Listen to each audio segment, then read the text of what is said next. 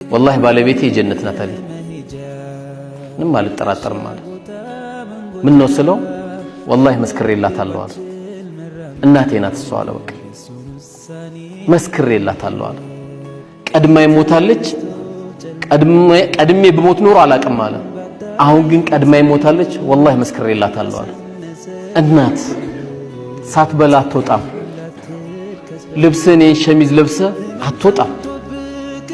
የእናት ጉዳይ ነው ትለኛለች አለ አሁን ብዙም ጊዜ እዚህ አይነት መልካም ነገሮች ሲወራ በዚህ ዘመን ፉገራ ይመስላል አይደል ታዲያ እንዴት ነው ሴቶቹ ጀነት የሚገቡት የባሏ ጉዳይ ካል አንዳንድ ትንሽ ወጣ ያሉ ሴቶች አይጠፉም ሁሉም ግን አይደለም እኔ በቃ ላበላ ነው ላጠጣ ነው እንዴ ሸሚዙን ልከታተል ነው ምናምን ይሉ እና ለምን መጣሽ እና በምን በኩል ነው ጀነት የምትገባው አንዴ ደንብ ያባረረው አንዴ አገሩስ ግቢ ቂብላ ያዞረው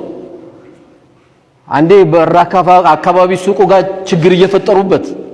ይሄ ሁሉ መከራውን አሳልፎ የመጣ ባል እና በምን በኩል ነው ጀነት የምትገቢ እኔ በቃ ለዚህ ብቻ ነው ማብላት ማጠጣት ማልበስ እና ምንድን ነው የፈለግሽ